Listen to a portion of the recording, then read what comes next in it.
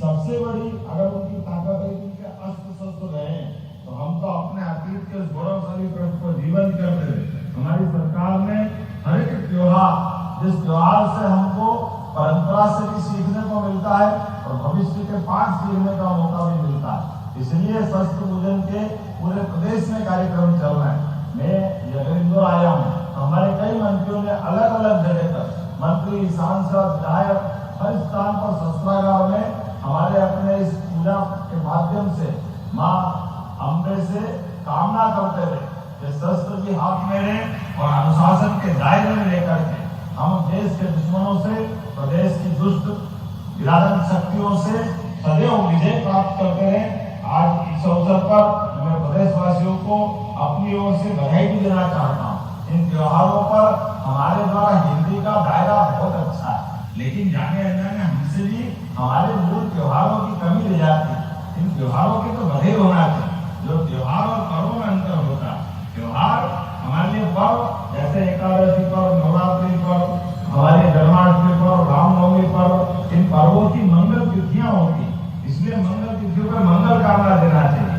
लेकिन ये त्योहार मंगल कामना के साथ साथ बधाई वाले भी है, जिसमें उपवास में होता है। पर्वों पे तो उपवास करना होता है, इस दिन तो खूब खाना रहता है। होली हो, दिवाली हो, दशहरा हो, आनंद मनाने का रहता है। तो दशहरे की मेरी अपनी ओर से आप सबको दोनों हाथ जोड़ के बधाई देता हूँ, आप सबका अभिनंदन करता हूँ। शस्त्र पूजन के इस कार्यक्रम में हमारे लिए भगवान श्री राम का आज का समय तो और आनंद का, जब अयोध्या में 550 संघर्ष के 550 साल के संघर्ष के बाद भगवान राम अब मुस्कुरा रहे हैं, तो उम्मीद कर रहे हैं कि भगवान राम ने देश में राम राज्य आया और ऑपरेशन सिंदूर के माध्यम से हमारे सशस्त्र बलों ने, सेना ने, यशस्वी प्रधानमंत्री के नेतृत्व में जिस प्रकार से देश और दुनिया के सामने भारत की ताकत का प्रकटीकरण करा, जोरदार अभिनंदन करें यशस्वी प्रधानमंत्री के लिए और हमारी सेना और सशस्त्र बलों के लिए, जिन्होंने बहुत कम समय में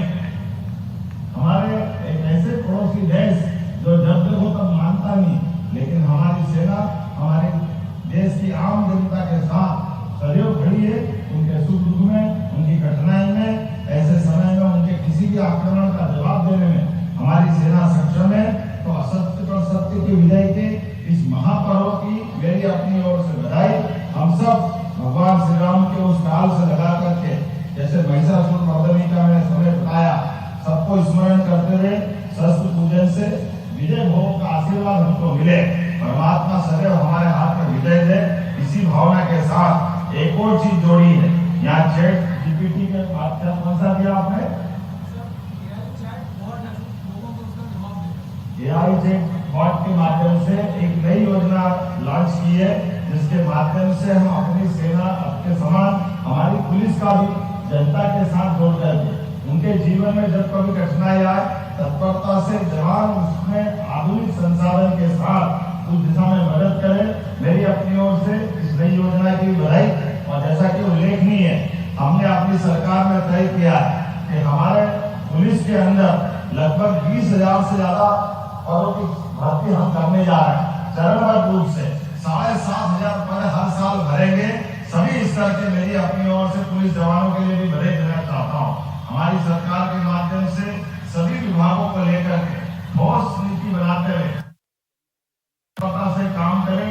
पूरे प्रदेश के अंदर पुलिस बैंड बनाने का मसला हमने पिछले साल अनाउंस किया था।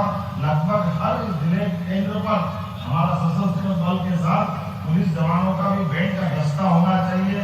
इसी प्रकार से नए कानूनों को लेकर भी पुलिस के साथ भविष्य की दृष्टि से तत्परता से, दक्षता से वो ड्यूटी कर पाए, इस दिशा में भी हमारी सरकार ने पर्याप्त धनराशि का प्रबंधन किया है। आइए हम सब संकल्प करें, माननीय प्रधानमंत्री के नेतृत्व में पूरे देश के अंदर नंबर 1 का राज्य मध्य प्रदेश बने।